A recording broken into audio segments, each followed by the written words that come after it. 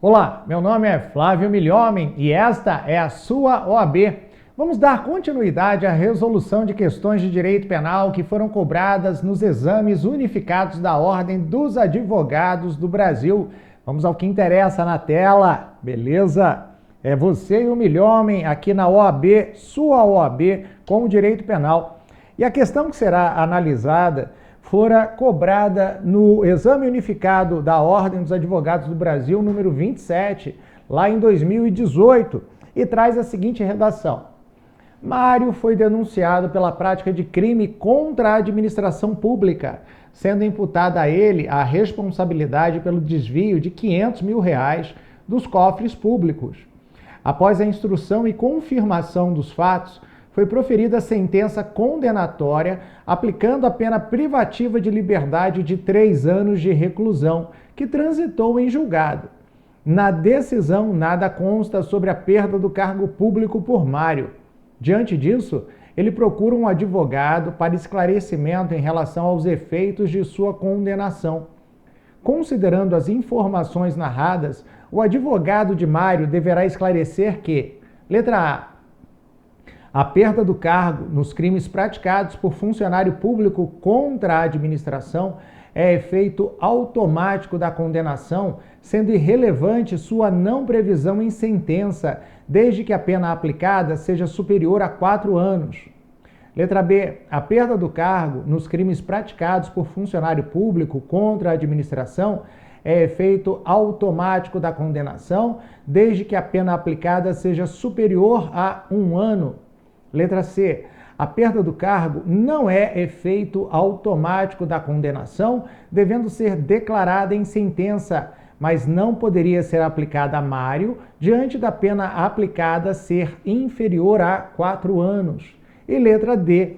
A perda do cargo não é efeito automático da condenação, devendo ser declarada em sentença, mas poderia ter sido aplicada, no caso de Mário, mesmo sendo a pena inferior a 4 anos.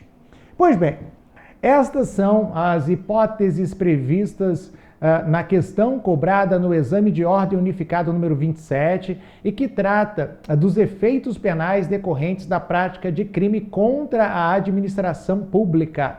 E para isso, nós temos que ver e analisar a legislação para verificar se, no caso especificamente considerado do peculato, é consequência da prática criminosa a aplicação da pena privativa de liberdade, mas também da perda do cargo público. Então, vamos ao dispositivo legal que nos auxiliará a resolver a questão. Na tela.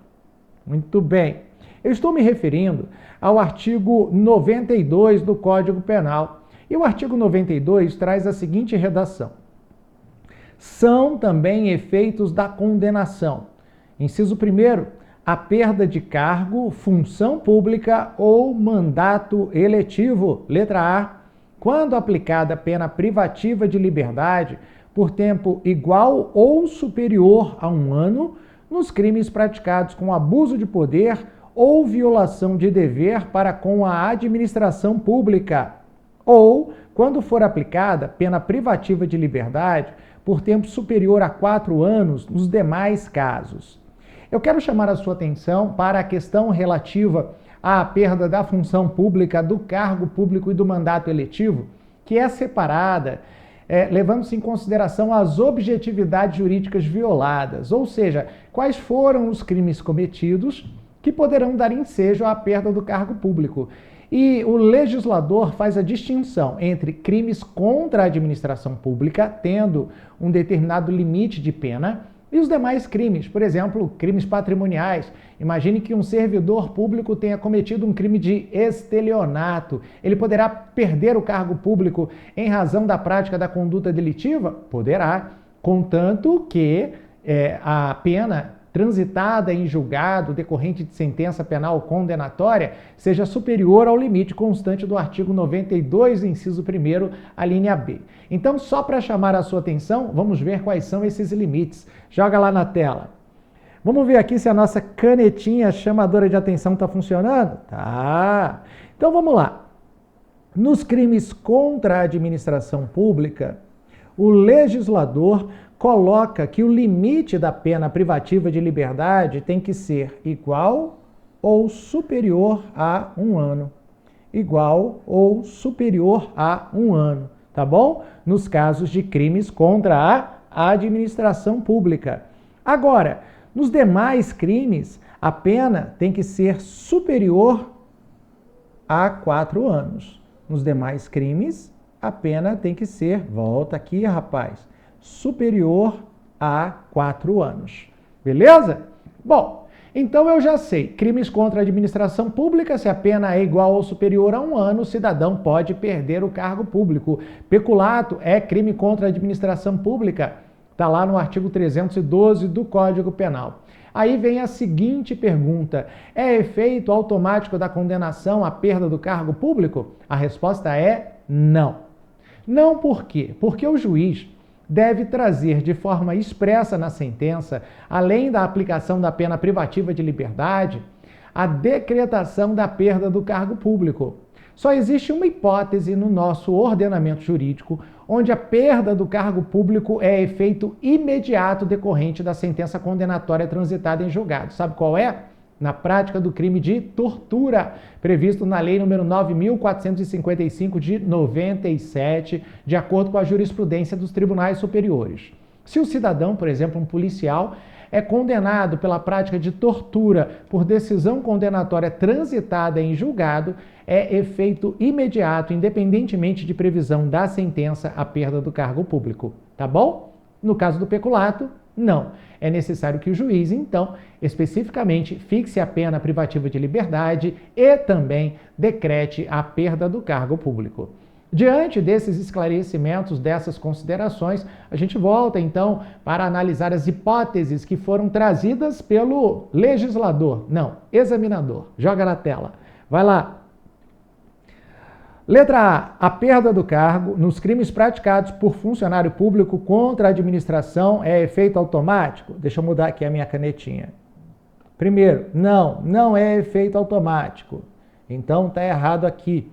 E aí ele continua, sendo irrelevante ou não a previsão em sentença, desde que a pena aplicada seja superior a 4 anos. Também está errado, né? Não é efeito automático e a pena não precisa ser superior a 1 ano. Letra B. A perda do cargo nos crimes praticados por funcionário público contra a administração é efeito automático da condenação? Não é efeito automático da condenação. Falso, letra A. Falso, letra B.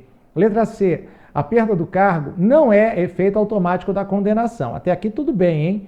Devendo ser declarada em sentença, mas não poderia ser aplicada a Mário diante da pena ser inferior a 4 anos. O erro está aqui, ó. Basta que a pena seja de 1 ano. Então, falso para a letra C. E aí, obviamente, por dedução lógica, nós encontramos a resposta da questão letra D.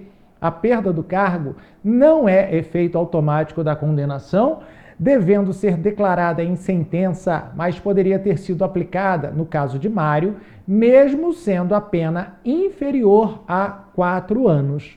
Ou seja, deve ser declarada na sentença e mesmo que seja inferior a 4 anos, porque o legislador fala em 1 ano, sendo suficiente, poderá ter decretada a perda do cargo público. Beleza?